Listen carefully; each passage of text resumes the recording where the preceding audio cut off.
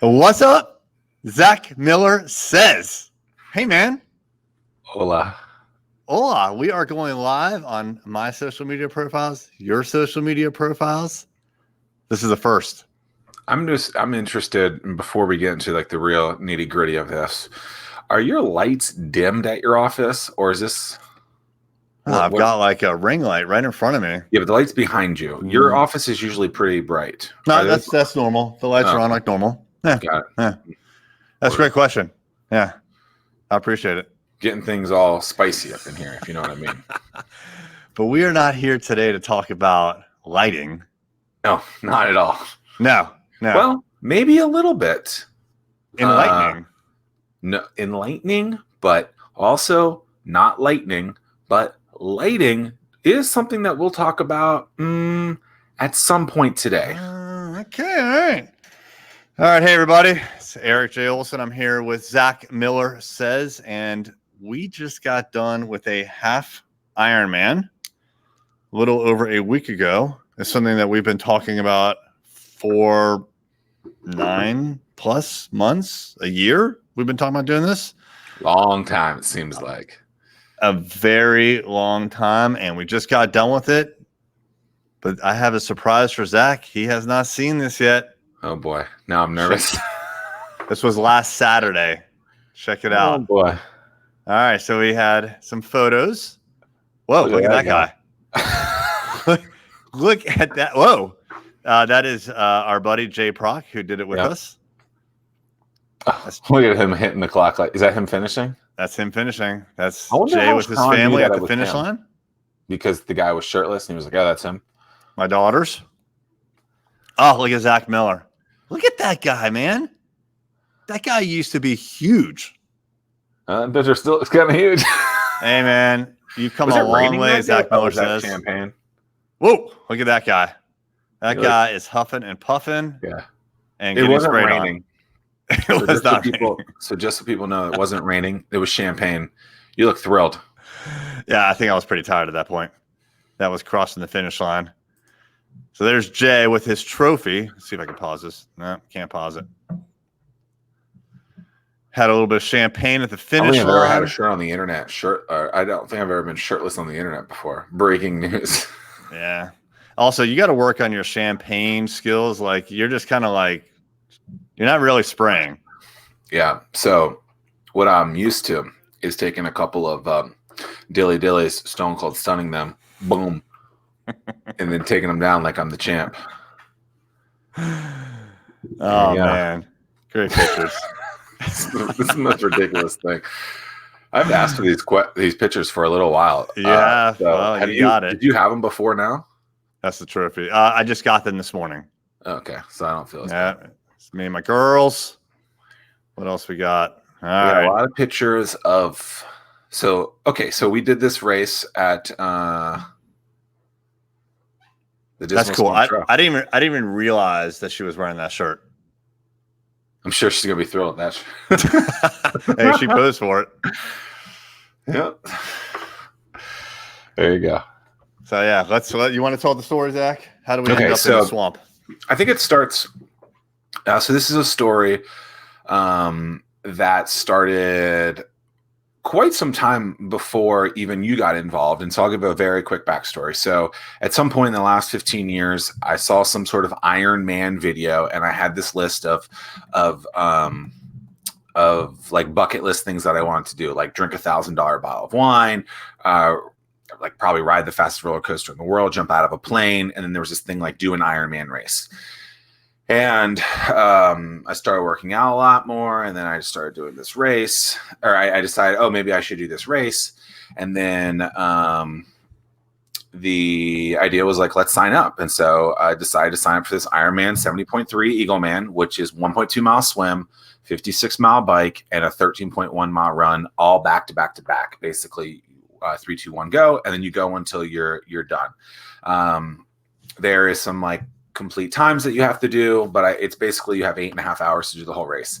I completed it last year. The course had to eliminate the swim because it was too rough last year. There was a small craft advisory, which meant that they were okay with people swimming, but the boats that were there from a safety perspective were not available to go out there. So they canceled the swim. So basically all this work, and I say that in quotes, I'll tell you why in a minute. All this work that I put in to this race ended up being 56-mile bike and a 13.1-mile run, which was still incredibly difficult. I got done. It took me 6 hours and 55 minutes. Had the swim happen, it would have taken me about 7 hours and 40 minutes-ish, is my guess. And so I got back and I was at your office. We were talking and you're like, oh, well, you're going to do it again. And I'm like, no, I'm done. I'm good. I'm done. I got my little medal, I got my rock poster on the wall. We're good. Like, I don't want to do this. And you're like, well, I want to do it. And I'm like, oh God. Well, at the time you were like, well, I did it, but there's a caveat. I didn't get to do the swim. I mean, I finished a half Ironman, but yeah, the medal still says 1.2 mile swim. And you're like, I may do another one. I'm like, you're going to do another one, Zach. By the way, you look marvelous. Thanks. Yeah. And so knowing that Zach was going to do another one and that maybe it would be helpful if he had a little bit of a push, and knowing that I wouldn't mind doing that too, I volunteered as well to train with him. So we decided we were going to train for the June 14th, 2020 half Ironman in Cambridge, Maryland. Yeah. Mm-hmm. And then COVID hit. So we were 1 week into our training and COVID hit, and we had to change plans very, very quickly. Yeah. So they didn't actually, it took about maybe 2 months before they shifted from June until September. Yeah. So we had I think we started our training for this on March 9th, which was a 14-week training plan. And I believe to the date, both times it was 8 weeks of 8 weeks of training, postpone, 8 weeks training, postpone. Which, it is what it is. I mean, like you can't control their decision, but you can control a lot of things in there. And I think we're going to talk a little bit about that shortly. That's right. Yep. So it was a lot more work than I expected. Yeah. And I had a New Year's resolution for 2020. Which is really, I think, what ultimately got me into this is you wanted to do well in this. And I think you had been talking about the New Year's resolutions the year before. You had done something similar to my Ironman journey where you had run 1,000 miles. Yep. And I think you just kind of like, you're like, okay, what's next? Let's do something that's so challenging. Let's do something that's challenging enough and that you can't just do in a weekend. You have to actually prepare for a long period of time. So yeah, and that's what I was looking for out of a New Year's resolution. Is not something where I could just like go to an event and then check it off of my list. I wanted something that was going to take me basically all year to accomplish, and this took much more time than we expected because it was supposed to be June 14th, and then it got rescheduled to September 19th, and that was on the calendar for a couple months, and then they just canceled it. And when they canceled it, we were like, well, we've been training, like we're almost ready to do this thing. We're going to do it. So we decided to do it. Even before that happened, we decided we're going to keep training for the race that we know that they're going to postpone it to September. That's what we think, because that's what the rumors were saying, because we did a little bit of investigative journalism and figured out that there was some City Hall stuff going on, and City Hall was meeting and talking about this. And we said, okay, well, it'll end up being just the training plan doubled. Basically, we'll do it for the 14 weeks, and then we'll basically do it again. And that's what we did. It worked out well. Finished. And hey, Roberta, what's up? How are you? Hey, Juliet. Hello, others. If you guys have questions, feel free to ask throughout, and we will answer when we feel it's appropriate to ask. All right, so I want to comment on this. So I've known Zach probably for about 10 years. Yeah, probably 12, 13. And for most of that time, Zach has actually referred to himself as a particular name. Fat Zach. To describe himself. And I would agree. That was a pretty good description of Zach. And so starting this year, you were how much did you weigh? Oh, we're not going into this. Yeah, we're going to go into it because this is part of your journey, man. Oh, Lord. Hey, you agreed to be on live, so I didn't realize I was going on Oprah. Jesus. I think I was at the beginning of the year. I know what you were. 265. Yeah, you were 265. And what about right now? I think I was 209 last time I weighed. Yeah. So Zach's had an incredible year. He was chunky and fat. I mean, you really, dude, I'm really proud of you. You did just a fantastic job. I mean, you lost so much weight and you were so committed to you really every single. So we bought a training plan and we're going to go, by the way, we have a top 10 things that we learned. And if you're interested in doing something like this, we've got a lot of lessons learned from this. This was not just show up at an event and do the race. It was a lot more than that. And so that's what we're going to go through in a few minutes. But we bought a training plan and it told us what to do every single day. And we did it every single day. There was no skipping. I think I had to push one run and only one from a Sunday to a Monday, but I did it. Mm-hmm. We just had to stick with the plan. It was grueling. There's a caveat there. The swims obviously were canceled for a while, so we did skip that. But the second time when we went into the full actual training, when we did the loop around, pool started to open for appointment only, which was quite interesting to start, actually. That's right. Fat Zach. Yeah, that's right. There you go. That's what I meant the whole time. I never said how to spell it. No. I always thought it was this spelling. Yeah, well, of course, but actually a lot of my fitness journey, I think is because of Tim, right? So in January 2nd of 2018, I decided to start working out, and I was like 2 or 3 days in. I'm like, what am I going to do? I need to follow something. I need to do something, blah, blah, blah, blah. And I was like, well, Tim runs every day. He doesn't take days off. Maybe I just won't take any days off. And so I've kind of followed that mindset of do something physical every single day. And I think actually it was yesterday or the day before I hit 1,000 days of that. Now, granted, some of those days are significantly different than others. But I've stuck to it. And, it's kind of like, I've asked Tim this question, well, when do you quit? And he's like, well, think about how long it would take for me to get back to that. And I think that's a difficult thing. So you just start and you just keep going. I think no days off is incredibly important. So I don't know where but I definitely have days off. I have rest days, usually on Mondays, which is, well, it's needed, I think, but we're in I would schedule. I would do something on those days, right? I would do something, a strength training, some push-ups. True. Maybe I need to do more it's interesting that Tim kind of motivated you and influenced you into this. I don't even think I don't think he was sitting there saying it. I think he definitely wasn't like, oh, hey, Zach, you should do this. It was just like, oh, he's doing that. I should think about doing something like that because it seems to be working for him. That inspired. And I'll say the exact same thing. So Tim Ryan, I'm just putting this comment up here so people see your name, not necessarily because you're calling us fat, but so Tim was the same way for me. So the reason I did the 1,000-mile run in 2019 is because I saw Tim. He ran 2,018 miles in 2018. Yeah, a lot of the years he tries to do the same year. And as he closed out 2018, I remember he got it. Several, I think it was weeks in advance of the end of the year. And I saw that and I was like, oh, that's really, really cool. And so around the holidays, I was doing some running and I ran 3 miles a day for 3 days in a row.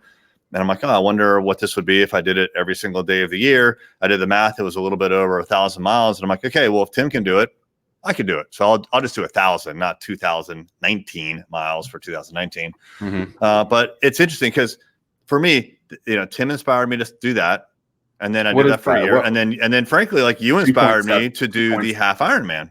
2.7 miles a day was the minimum. Yep. Yeah.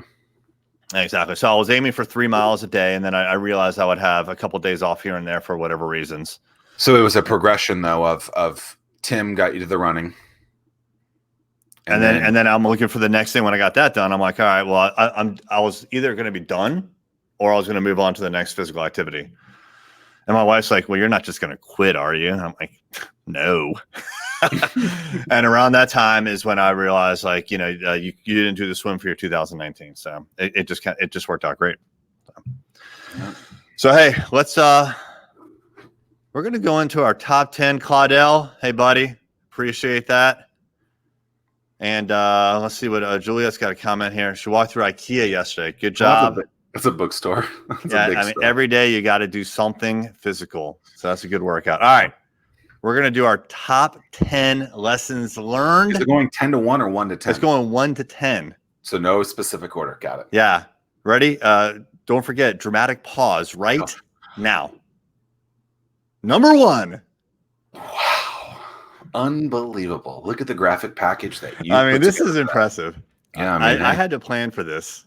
So, number all 1. right, Zach, you're up. All right. What's the So number remember- 1 thing lesson learned? All right. So the number, in no particular order, this is the thoughts that Eric and I have around training for a 70.3 mile back-to-back triathlon race. And the first thing I have is practice in the worst conditions. Do really hard shit that is challenging AF. And so AF. So before we did this, this race, I trained again for a different race that Tim had encouraged me to do, is a marathon. I did the One City Marathon. And the one reason I wanted to do that, maybe 2 reasons why, is number 1, I hate running, still hate running. And number 2 was that I wanted to hit a wall of some sort and then try to like mind shift my way out of that and see how that kind of situation could help me in other places in life. And I think oftentimes we are trying to do things from a challenge perspective immediately in the thing that we're being challenged with. So like try to fix things in business, in the business thing, where I actually think if you could find a parallel world that you can go through those challenges with as well, that can actually help you figure out this other side, this other kind of silo, if you will, or this other vertical. And so it's on the screen. Practice in the worst conditions, right? Because you never know what's going to be on race day, right? And so race day is just another workout really too. And so wind, it was for the swim was a perfect morning for a swim. And the run was probably a perfect day for the run, but basically the last 3 months building up to that, I would say all those runs were terrible. The heat was terrible. It was really, really freaking hard. The other side of that is the wind. We had practiced in wind many, many times, but there was a hurricane, not a very big one at that point. But Hurricane Sally, what was that, Eric? Was it Hurricane Sally? I don't even know. Yeah, Hurricane Sally was coming through. And actually, I was thinking about this earlier. So yes, we practiced in wind. But I think that when we were practicing in wind for the bike, which was the biggest part of the wind in that, is when we practiced in that, it was kind of a sheltered kind of wind dome. So we typically did our workouts on the Great Dismal Swamp Trail, and there's a lot of trees around it. And because of those trees, I think it helped reduce the wind, even though there was wind. And so I think maybe we could have done more wind stuff in windier conditions so that we would have been ready. But I don't know. I mean, that was the worst wind that we had seen. I think it's hard to replicate stuff like that sometimes. But I think we did a phenomenal job of trying to work out in worse conditions. Like I remember it'd be like, oh, it's going to be hot today. Okay, but I need to get ready for this. So I need to work out in some sort of heat in there. I remember last year I would get into like the hot tub afterwards, or like the steam room. Yes, from a recovery perspective, but also to put myself into a heat vacuum so that I would be ready for those kind of conditions. You just want to be ready for anything. And then the day of the thing, it was like, this was actually hard to do at this point. It was 60 degrees basically. And it hadn't been that cold in 4 months. So it was like, it's hard, but like great. put yourself in really difficult situations so that when you need to be in that situation, it's easier, or you're more used to it. Yeah, totally agree. Yep. All right. Oh, by the way, we have 10. It's going to be top 10 tips and a secret bonus at the end. Oh, I'm nervous about the bonus. Yeah. I'm pretty excited about the bonus. And if you have any questions about how to prepare for or conduct a half Ironman, or just any kind of training questions, go ahead and comment, and we will see those comments and answer them live. And one thing that I think is great about this is I think there are extreme parallels. Obviously you and I are big into business, but also I think like in life too, you can use these type of strategies to enhance your life.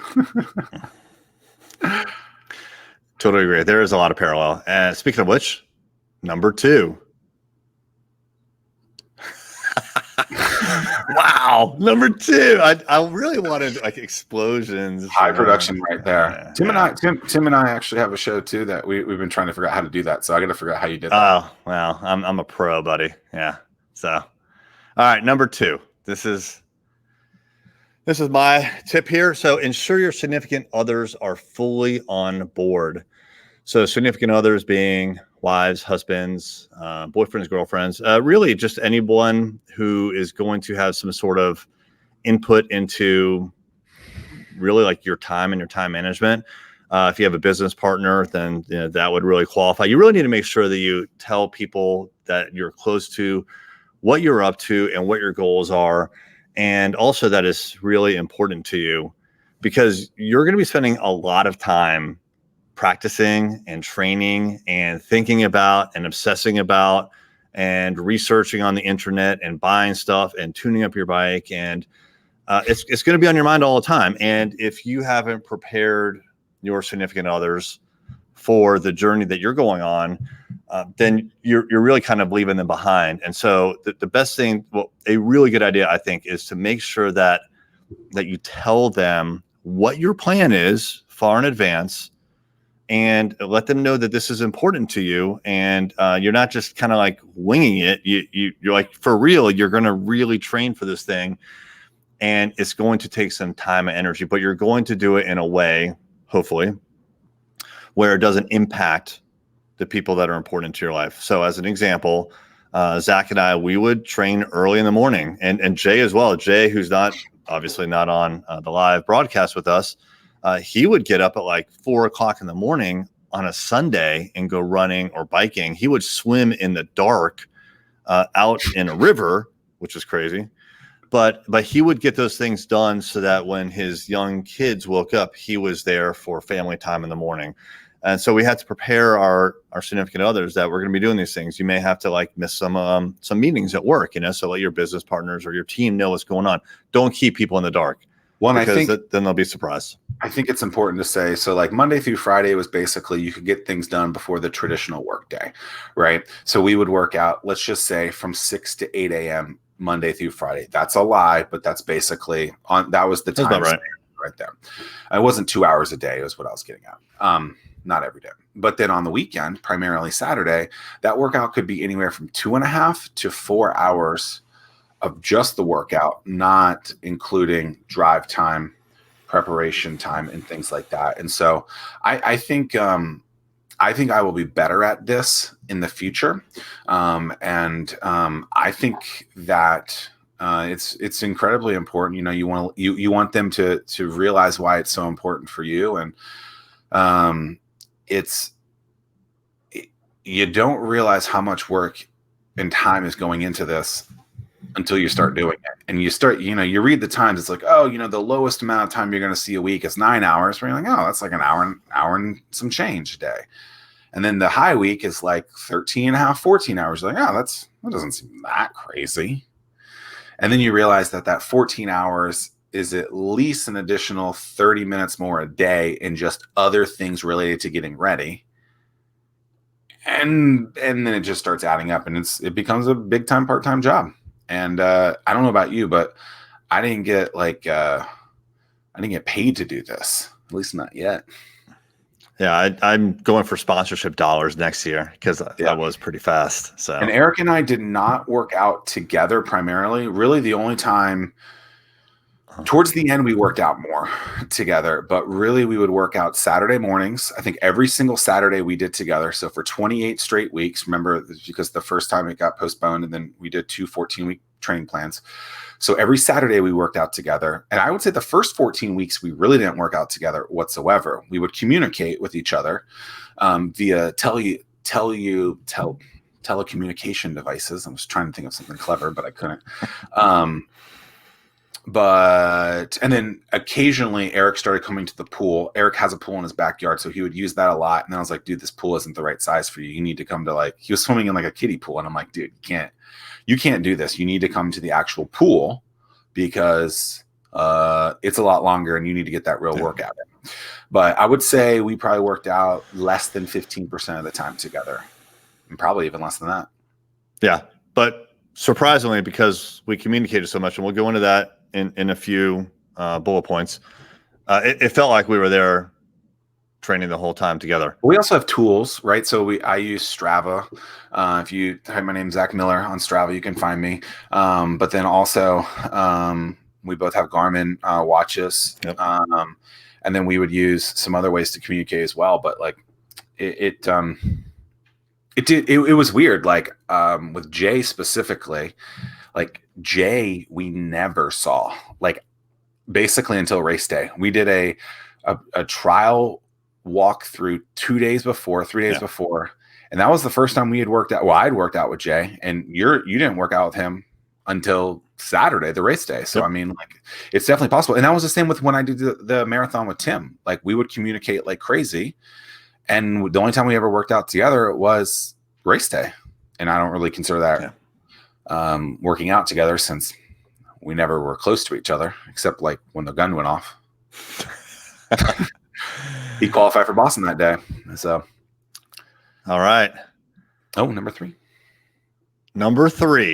Here we go. Dun, dun, dun. Over to you, Zach. Test a ton of crap. Test a ton of stuff. I think this is a good thing in life, right? Like when you are trying to figure out what you like, figure out what's going to work, right? So like when I started getting into this, I used the bike from the local YMCA, like the stationary bike, and I got on that for a while. And then I started riding this old bike that my dad had given me on when I graduated high school, and I started riding that a little bit. And then it was like, okay, at some point I'm going to have to buy another bike, but I just kept training with the things that I have. And then you start using other kind of tools in there as well, right? So if you're running a business, test a bunch of tools out, test a bunch of different teammates out, try different language and stuff. And so I, depending on the day, like if it was hot or cold, like you got gloves. So you try out a bunch of different gloves. If it was really warm out, these are the warm gloves. If it was cold out, if it was really cold out, the really cold gloves. If it was brisk but not too bad, then these gloves. And then if it wasn't that bad, maybe you go hands-free, different kinds of hats. I mean, we got to put this on just because, West Virginia, there it is. Different clothes. So this is actually something I think is ridiculous. So I would wear just normal mesh shorts and like a t-shirt probably for a while. And actually when you and I start doing this Saturdays, I bet I was wearing something like this to start. And then I don't know if it was because you were wearing them or like a video caught my attention, but it was like, okay, like maybe I should start wearing these things. And so you would start wearing like the men's like super tights, I guess. And so you realize that the look of them is a little ridiculous, but it actually gets a little bit easier. So then you buy these. Number one bought bike shirt on Amazon, also very bright so people can't hit you. And then when you start feeling good about yourself, show off the gun show, bam. Whoa. Wow, that wasn't on the list. Yeah, eat your heart out, Glenn. Number 3.1, gun show. Yeah. And then, you buy like little things like this. This is a tank top. This is from the race last year, but test a bunch of stuff. Try, like, even from like a music perspective, it could be, try podcast, try music, try nothing. Test everything. Test the bike, test the shoes, test socks, test nut socks, test sunglasses, time you of want day, to have done everything. You want to have done and tested everything by race day for sure. You should do nothing different on race day. And what's interesting? I can't remember if I have this or not. So let me quickly. I know you do. I changed something very dramatically like 2.5 weeks to the race.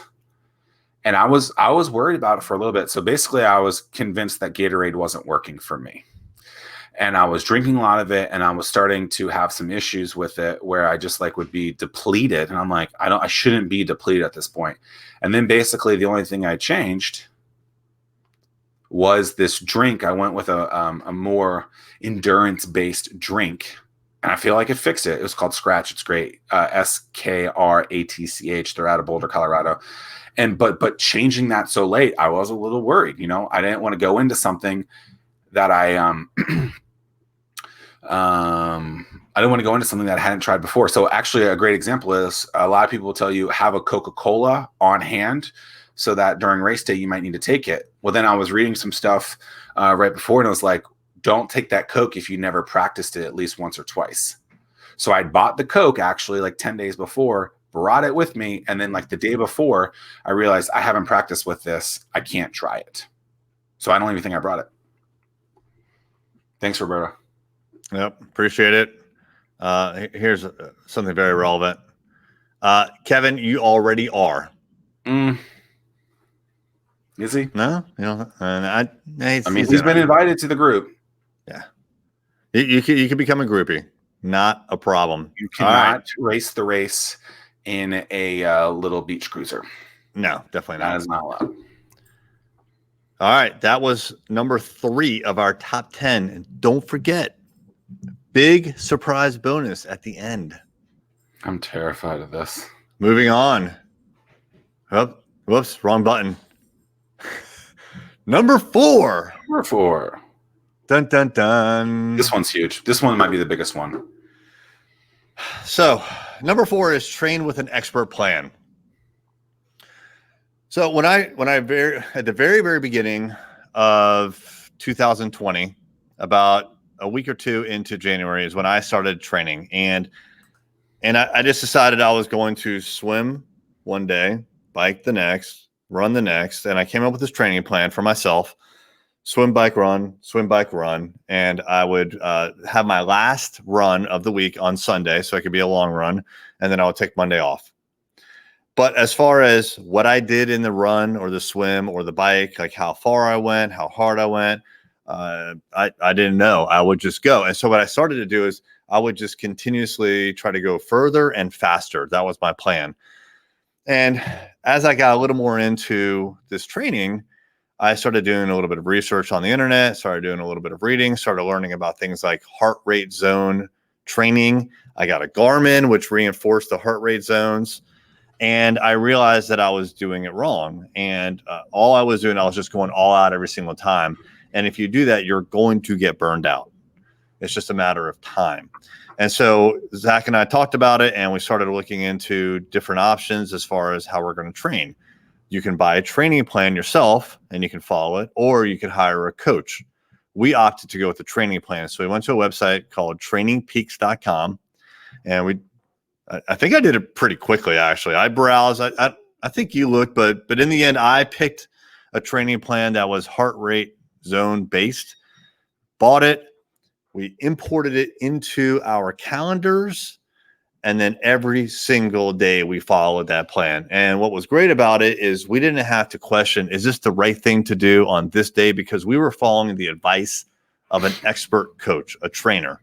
So whereas before I was totally winging it, I had no experience in how to train for anything really, but I thought maybe I could just figure it out. And I'm sure I would have done okay, but I wanted to have kicked ass, which was my goal.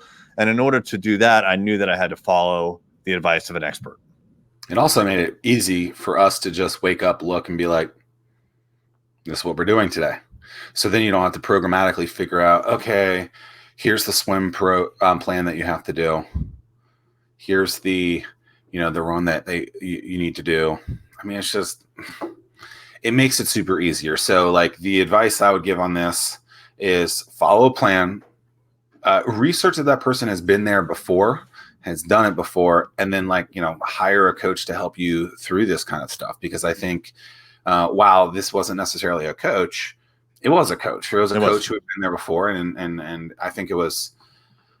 I mean, it was just like if it was a deal breaker, like it was a positive deal breaker, like it was a game changer. That's the right word. It was perfect because we didn't have to think anymore. We just had to show up and do the work, and we had to just put our faith in the person.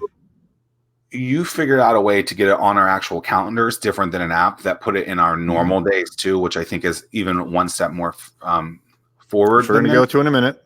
Oh, we do? Okay, never mind then. Yeah, hold that thought. Hold that thought. Hold that thought. Because right now, actually, we have a couple comments here. Let's see here. Kevin Daisy, did you deal with any bugs in the swamp? Did we ever? I honestly, no, I didn't. Well, no, you'd get right in the eye every time you took your glasses off. Oh, that's true. Yeah, that's true. Yeah, so we had to work out in the mornings, and so we had to start bringing flashlights, which is what I told you we were going to have at some point, because at one point we were able to start going in earlier because that's how long because the days were getting longer, and then towards the end of the season, days got shorter, so we had to start getting there earlier, but we had to like buy a flashlight basically. And so I'd be on these rides and I wouldn't need my sunglasses. So I'd be riding. I'm not going to take my glasses off, but then I'd be like, it always happened right as I was about to put my glasses on too. Bug in the eye. I'm like, come on, man. So for me, it was mostly horse flies when I was running in the swamp, usually on Sundays. So I'd go to the Dismal Swamp Canal Trail in Chesapeake and I would, doing a 10-mile, 8-mile run. So I wanted to go just far without having to deal with traffic or anything. So the swamp is perfect for that. The problem with the swamp is you're in the middle of a swamp and there were horse flies and they would literally orbit around me. And then every once in a while they'd get brave and land and I'd just have to destroy them. Yeah. No soup for you. How much was the training plan? So the one that I got was $117, I think was the number. Yep, trainingpeaks.com. Which I'm kind of cheap by nature. I didn't really want to spend $100+, but I'm like, you know what, this is important, and this is this guy, this coach's all of his knowledge, put it into a training plan that I'm going to follow for the next 14+ weeks. It's worth it. I want to spend some money. I didn't want to go on the cheap. As a matter of fact, I think we even found some free plans. And one of the things that I thought, I don't know if I told you this, but I was like, I don't want cheap. I want the right plan. Yeah. Oh, I mean, we split it, so it wasn't one. It was 117 was the total, but divided by 2, and I think it was helpful. I mean, it just you wake up and you go, this is what to do, yep. And you trust the process basically. And that process, we haven't even talked about the our times yet. Maybe we'll get to that later. But if anyone's interested, I don't know if anyone cares about that. I don't know. Squad. Bam. Squad. What's up, Matt? Hope you're doing well, buddy. All right. We are moving on. Number 5. Dramatic pause ends here. So when you hit a wall, climb over it. Create your own race when they cancel yours. So as I mentioned before, we're 8 weeks into training. We had an idea that COVID was going to cancel or postpone the race. And this is probably late April timeframe. The race is supposed to be in June. And then we were like, okay, well, we're going to keep moving forward. And we'll just, once we get the date, we'll recycle and do the 14 weeks again. Well, then 8 weeks into that. So that would be 14 plus 8, which math major is 22 weeks, I believe, right? Eric? Yeah, pretty much. Yeah, pretty much. Is it not? It is. Okay. I'm like, uh-oh. We got to eliminate the gibberish. So we're 22 weeks into this and we're like, okay, like what's going to happen? And then Jay had gotten into this at this point and started training with us. And then we had decided that I thought the race was still going to happen in Cambridge, Maryland. COVID had kind of opened up in a positive kind of way. And I was like, no, this is going to happen. Then we get the dreaded email and they're like, we're canceling it. And I was like, okay, like, what are you going to do though? And at that point we had started figuring out like, well, we're going to do this. We've busted our tails. We've trained for this. We're going to have to do it on our own. And so that's when it became, okay, where can we do this? And I think the two most important things that we were thinking about was like, how to do it around the least amount of cars, which ultimately kind of changed if you really think about it. And then closest to the swamp because it was an easy centralized place for us to probably get to. The crazy thing about this is we had basically secured what we wanted to do as a race. And then come September 1st, we realized that the pool, which is where we were going to do the swim, changed up their calendar. And so then Erik decided to be assistant to the race director, who is me, and decided that he would raise his hand. I love him for this.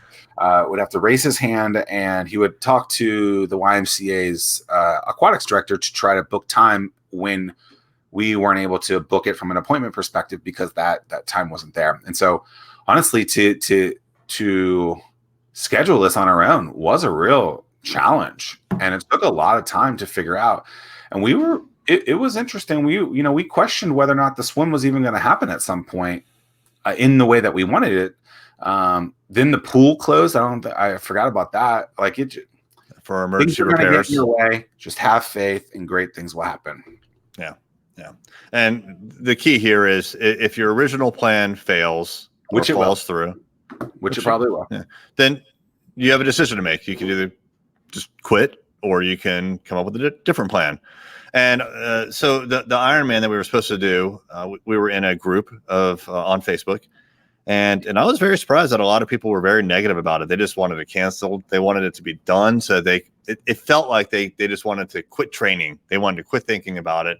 And they had thrown in the towel, but I don't know. I wasn't ready to throw in the towel. So I wonder how many people actually did it on their own.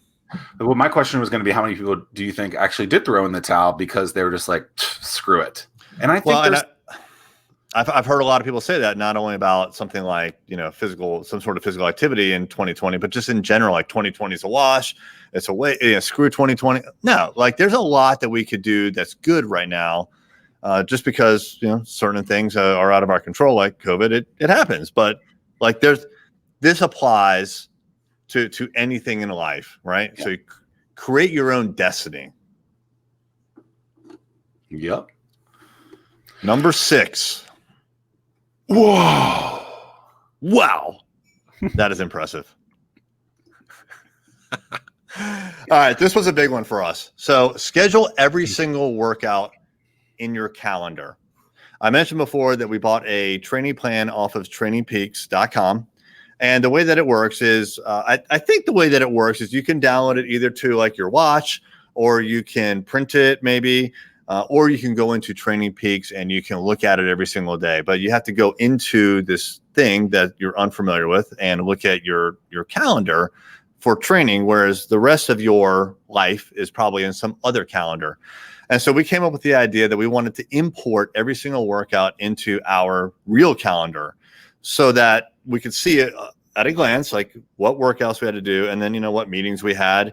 And what happened was, so in the very first week of us doing the training plan, Glenn, who just walked by, he was like, hey, let's go to a breakfast networking event with the Chamber of Commerce.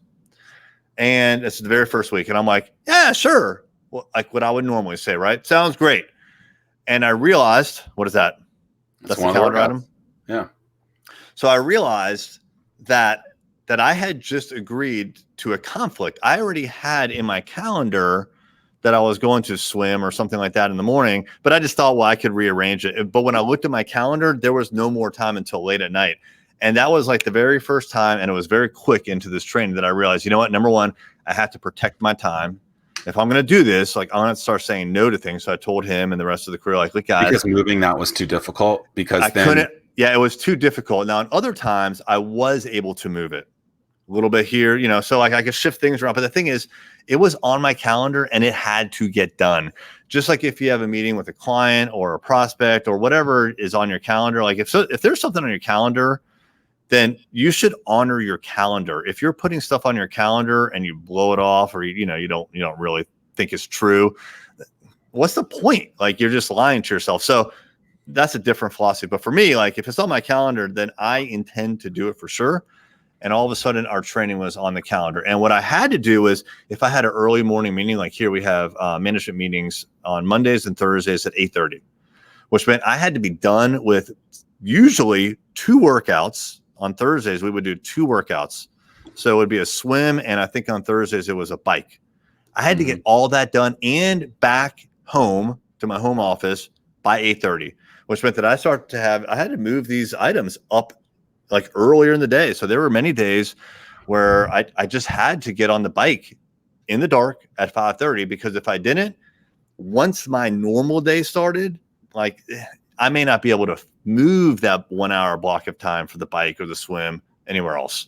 Surprisingly, the appointment-based stuff for the swimming actually became very beneficial because we would book the 6:15 a.m. many mornings, so Tuesday, Thursday, Friday, and it was like, okay, that's your 45 minutes. That's the allocated time that you could get in, and that was it. And the crazy thing is, if you couldn't get that in, many times you weren't able to book another appointment anyway.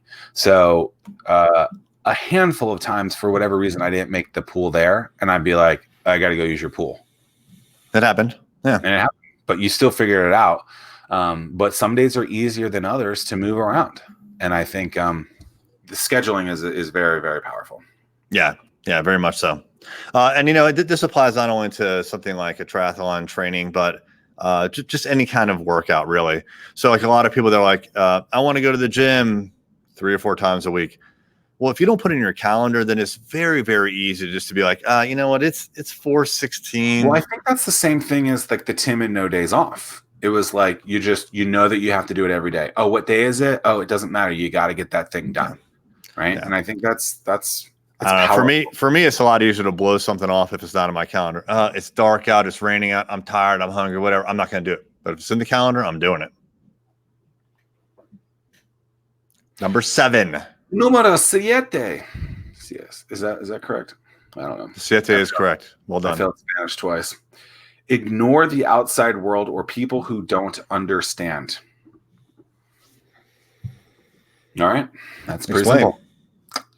So, I mean, I think like people will be like, you can't do that. Or what are you doing? Are you sure you're not taking on too much? Are you sure you can do this? Like, you're fat, Zach. You can't do that. Or like, why are you doing this? So interestingly, so that even might be more directed towards some of the other things I did on top of this. And so I basically stopped drinking during training. I basically stopped eating meat during all of this. And like all those things combined, I think helped me have better results on race day, because it would just make me feel better, I guess. Right. And so I wouldn't have too many, Rage Against the Machine nights because I wasn't drinking, And so like, well, and COVID hit. And so you couldn't go out anyway. And, you don't want to touch door handles. So you don't go to the grocery store, 7-Eleven. Like it just made it a lot easier to do some of these things. And I think because of that, I look at things from a more positive perspective, I think, in that. And it's like, hey, like, because you've eliminated some of these things in your life, it's going to be easier for you to do this other stuff. There was plenty of times where it was like, yeah, I don't want to go. I don't want to do that. Or I'm not going to participate in that thing that you want me to do. Or like, oh, I can't do that because I have this piece, or someone would be like, I don't get why you're doing this. This seems like a lot. Oh, the only reason you can do this now is because you don't have this. It's like, I mean, don't be excuse first. Figure out a way to make things happen. This reminds me of when I gave a talk at Start Peninsula and I said, when it's someone's birthday, wish them happy birthday via cell phone by pulling out and do the video. And someone was like, well, it seems like a lot. It seems difficult. What happens when you have like 50 people or 1,000 people that you have to call on your birthday? You figure it out. So like, if you don't want to do it, then fine. That's what makes people stronger is the willpower to do this. And so if someone doesn't get it because they want to go to the movie theater or they want to do something else, and this is your goal, it's on your calendar, it's the thing that you've put your mind towards, ignore the outside world. Screw them. It's very easy to default to no, but you really need to just commit to yes. So that means saying no to other things. So you can say yes to the thing that's most important to you. And sometimes it means just tuning everyone else out. Maybe that means you're getting rid of some people that don't really care about your longevity and things and feelings that you want. Screw it. Number 8. ESPN The Ocho. And remember, we have a secret bonus coming up. We're really plugging this bonus. We are pumping and pimping this bonus. Do I need to know what this bonus is? Because I really don't. I'm going to surprise you. Stay tuned. Number 8 is hydration and nutrition. How come you never go full screen? I don't know what you're talking about. So we no longer refer to this as drink and drinking, eating. It's always hydration and nutrition. Somehow, somewhere along our training, I guess just because we heard it so much from videos and from our training plan and whatnot, practice hydration and nutrition. So this is your lingo. This is your lingo. This is like, no. Like there's tri-lingo for sure. Hydration, nutrition. What about the outfit that you wear? What would you call that? If like what you wore on a bike? No, the whole thing. The whole thing.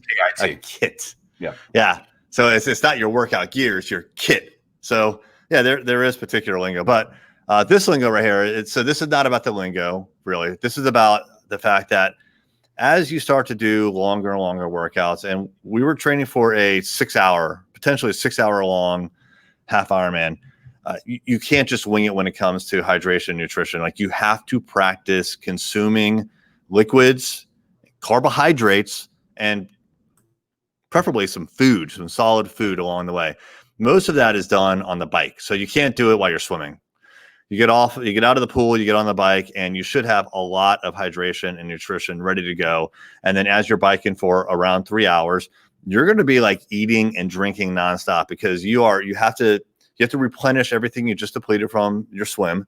And then also you have to get ready for this half marathon, 13-mile run. And so your body needs to fuel up and it needs to be hydrated completely. And then once you're on the run, you can't, you probably can, but I couldn't. I never tried to actually consume like solid food. I would go to goo and I would go to Gatorade and water for hydration. But I learned this lesson the hard way a couple of times. So one time I was supposed to do an 8-mile run on a Sunday and I went out to the swamp and I was feeling fantastic. I was going fast and I was about 5 miles into it and I had nothing on me. I didn't put any like Gatorade or water on the trail like I did sometimes. I was just supposed to do an 8-mile run. That's about an hour or so, a little more than an hour, about an hour and 10 or 12 minutes. But I was feeling so good that I decided to just press on through. I was like, well, I got this. At like mile 6, I was like crushing it. So I'm like, I want to go all the way to 13. And I got to about mile 10. And by the way, I didn't have anything to drink at all. And I started to deteriorate very rapidly. The last 3 miles were torturous. I had to stop many, many times and I had to walk, which was very unusual. We didn't do a lot of that in our training. There were not a lot of times where we bonked, which is when you run out of energy before you finish what you're supposed to be doing. But I bonked so hard. And that happened. Well, that happened one time when I had no nutrition, no hydration whatsoever. It happened another time as well where I just cramped up. But also on the bike rides, I found out that if I went over about 2 hours without eating enough food, then I didn't have the fuel that I needed to continue on. So hydration and nutrition became super important for us. And consuming the right number of carbohydrates, which is about 90 grams of carbs per hour of exercise, became very, very important. I mean, the internet had a lot of good information on stuff like this. And so a somewhat fit person, and probably not even a fit person, can handle 60 minutes of working out because apparently your body has stored up crap somewhere, not to be a scientist, but then literally in mile 6 and minute 61 and on is when I guess all that stuff is starting to really get to the low levels that you can't. And I remember like I would like, hey, like you're going through a lot, like, oh, and you're like, yeah, well, I'm not even drinking Gatorade or something like that. And I'm like, yeah. Well, I mean, you should be doing that. Here's what you should be doing. Like, there's these people are out there telling you stuff, and I think you said this right. Like, try not to be a hero. Don't be a hero. It's like, don't be a hero. Just drink the stuff, right? Because surprisingly, you drink a lot of water and you think that's okay, but you're actually not really losing water. You're losing things in the water. Something in the water, if you will, which was canceled this year. But there's something in the water that you're losing, which apparently is electrolytes, which when you become such a fine specimen of an athlete that I am, you realize that you've left Gatorade for scratch because Gatorade wasn't enough. And it gave you the edge. Give me the edge. Speaking of the edge, Number 9. I'm living on the edge. Name that tune. What is number 9, Zach? Number 9 is visualize the race. And so when you get closer to race day, start thinking about how that race is going to go. You've done a lot of training, but then start putting those pieces together. And a lot of the training that you've done is practice, is training, but then actually saying, okay, what am I going to do that morning? Okay, how am I going to move from that thing to this other thing that I don't normally do? In the business world, it's okay, when this person answers the phone, how am I going to answer it? When this person responds this way, what am I going to do? It doesn't have to be so much like, I need to know the 10 steps to this, but you want to start visualizing the race. And so as we got closer, there's like calculators of times that you think that you can do the race. And I was like, okay, I think I can do this part of the workout in this kind of time. I think I can do this workout in this kind of speed. I think my transitions, which is when you go from, one discipline. Yeah, discipline to another, you just start visualizing that. And so like when I would go into like the transition or the turnaround for the run, we did 3 laps on the run. I'd be like, I'd think in my head as I was getting closer, okay, this is what I want. This is what I want to do. We want to change this, we want to change this out, eat this, take this goo, throw it away, and then go. So that you knew you mentally a checklist. In the pool, it was, here's what you want to do. You want to eat this beforehand. And you have this kind of mental checklist and you're visualizing this race beforehand. And so then when it does happen, you're like, oh, this is what you're expecting. It becomes very familiar because you visualize it so many times. So we knew exactly where we were going to swim, like which lanes, where the bikes were going to go. We had practiced that. We knew the route. My bike fell though. During the race, it fell during the swim, which I wasn't expected. That could have been a lot more of an issue than it was. Yeah, that was it. It didn't turn out to be that bad, but we knew the actual route of the bike. Zach actually drove it one time on the road, and then we did it twice, I think, on our bikes. Yeah. So we knew. I went into the map, figured out, okay, this seems to be this. Then I drove it first just to make sure it wasn't so crazy.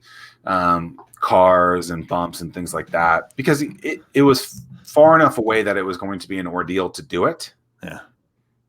And I didn't want to ruin a morning because of something like that. Well, we didn't want to wing it. We didn't want to test anything on race day. Right. So do you remember the one time we were on 17 and I was like, hey, we got to go to the turnaround because that's where we're going to turn on our race day. We didn't really need to go there, like take the miles or anything, but we wanted to at least go on this one section of road at least once. It wasn't a big deal, but we wanted to make sure that everything was going to be okay. We didn't want to assume anything.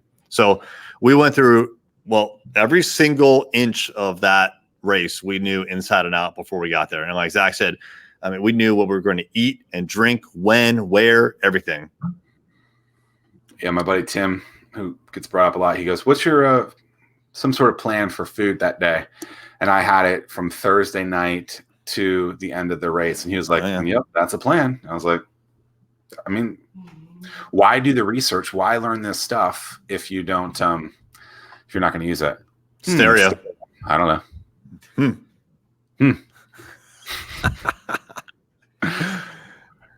You love this too much. That's great. All right. Number 10. Wow. Look at that one. But what is this, Grease? Hang on, because there's a bonus later, but we're on number 10 right now. Oh, God. Oh, yeah. Oh, it's amazing. All right. Is this like when your kids are like, Dad, you're embarrassing? Yeah, exactly. Yeah. This is like dad humor. All right. Number 10. You can go all out. So the big lesson for me, as we were doing the bike portion in particular, well, actually, let me even back up. So this is a 70.3 mile race. I thought it was going to take me about 6 hours. And I was really honestly hoping I would get done in less than 6 hours, but I thought it would really be between 6 hours and 6 hours, 15 minutes. I was going faster than I expected in the pool, but I didn't realize that until I got out of the pool. So I got out of the pool and I felt. You couldn't see your watch. Yeah, I looked at my watch and I'm like, oh, wow, I got a 2-minute personal record, which was awesome. Mm-hmm. But I'm like, oh, I need to, it started to worry me because I'm like, I went really hard in the pool, apparently, even though I didn't feel it. And now I'm going to feel the consequences on the rest of the race, which is a 56-mile bike ride and then a 13.1-mile run. As we got on the bike, there was a strong wind, about 15 miles an hour coming from the north. So we had to deal with that wind twice. We didn't know it for a while either, though. We didn't know it for about 20 miles. Yeah, about 20 miles in, it hit us. And then there were 2 10-mile stretches where we were just fighting against the wind. And as I was going into the wind, my quads were just burning. And I'm like, I'm really pushing hard. I was looking at my heart rate monitor. I'm like, my heart rate is much higher than I expected. I'm really working really, really hard. And I was super worried about the effect that would have on the run.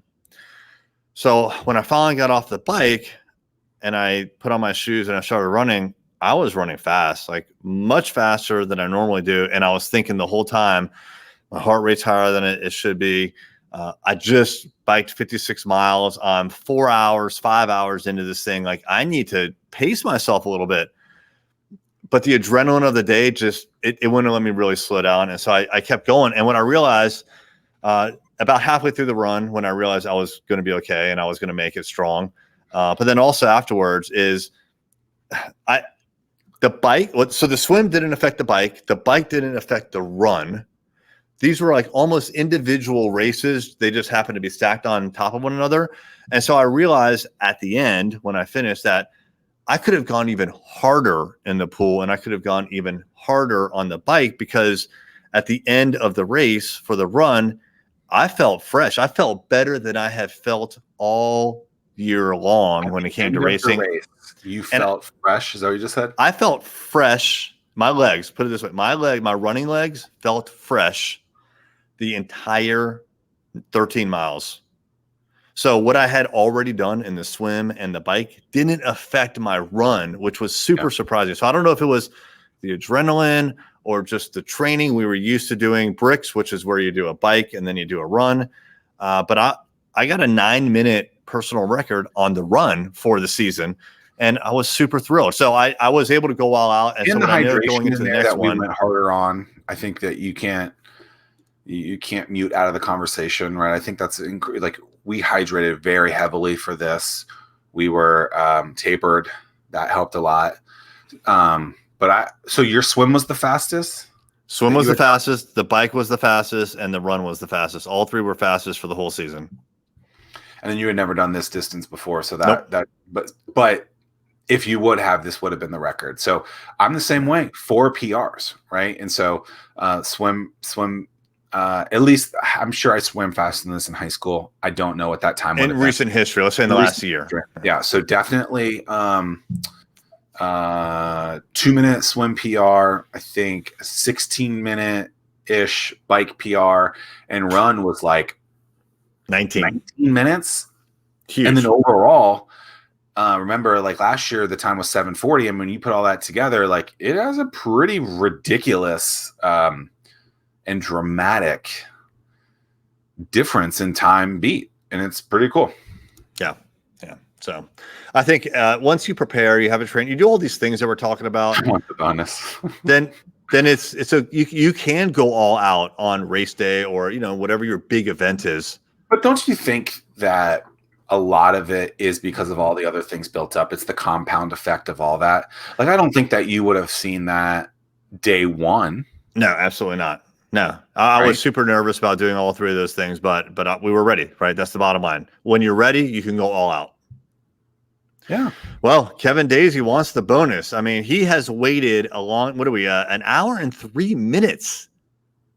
Kevin has been very, very patient. It is bonus time. Whoa. What is the bonus tip, Zach?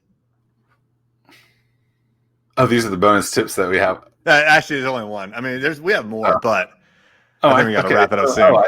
I didn't realize that's what we were doing here. This is the big bonus. I would say that this was, I think that, well, speaking for myself, I think this was one of the most important factors of all for us. So we just went through our top 10, but finding training partners, people to train with, was super important. As a matter of fact, so knowing that Zach was going to be doing the exact same thing as me, I wasn't about to not do it like every single day of the training plan. Literally the exact same thing every day. Yeah. So that was super important. And then there's an app that we use called Marco Polo, which allows you to, it's like text messaging, but instead of texting with, letters and whatnot and characters. Don't show everyone it, because the last time you did that. Yeah, it was embarrassing. It's with video. So you hold it up and you say, man, I just got done with a run. It was terrible, but I think it was because I didn't blah, blah, blah, blah, blah. And then Zach would get it instantly. And he would see me talking about whatever. And so we were exchanging ideas nonstop, me, Zach, and J Proc. And I think that hadn't come on until like 2 months before, maybe even a little less than that. Like, you brought him in late.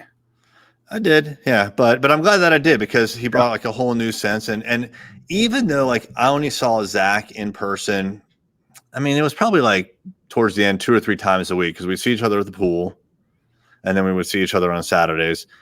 So I mean, we did train a decent amount towards the end together, but in the beginning it was just once a week on Saturdays. But I felt like you were there the whole time. I felt like Jay was there once we brought him into Marco Polo the whole time. Like it was just like training with someone. Like they're running right next to you. Incredibly valuable.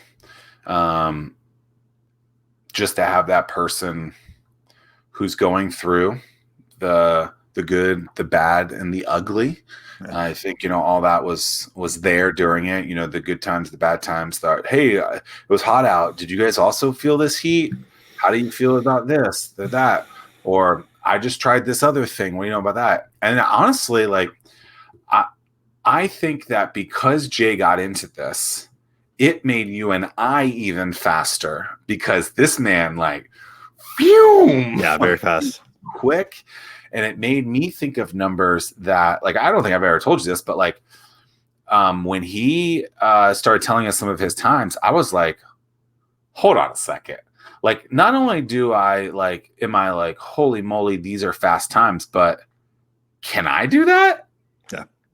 And so I immediately was like, I remember I took a picture. I went to trycalculator.com and I did, okay, this is probably the worst case scenario. And I took a picture of it.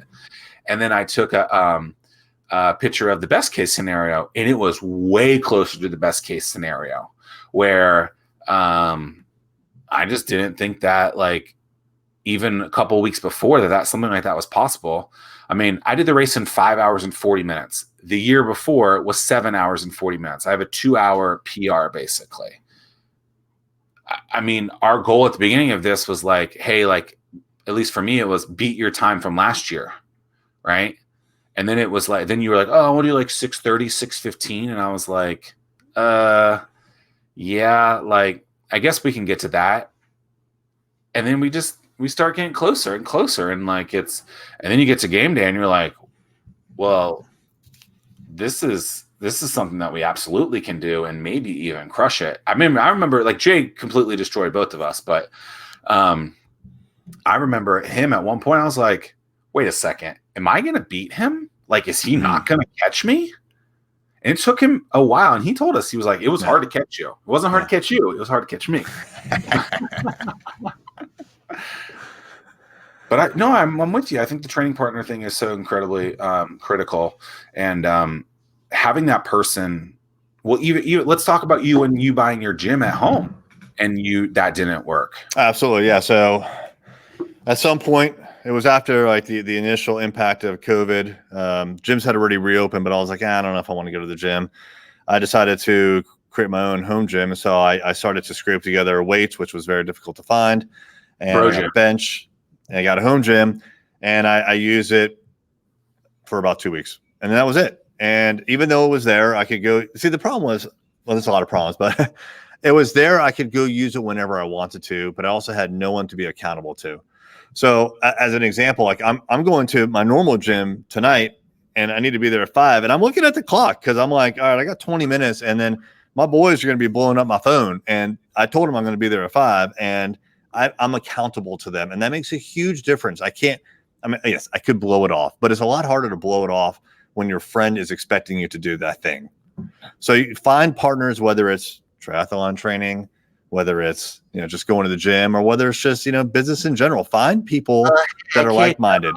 Sorry, like I know that you want me to be there, but yeah, that's only going to work so many times. I have to make bacon and eggs this morning, and can't be there. Sorry, bye.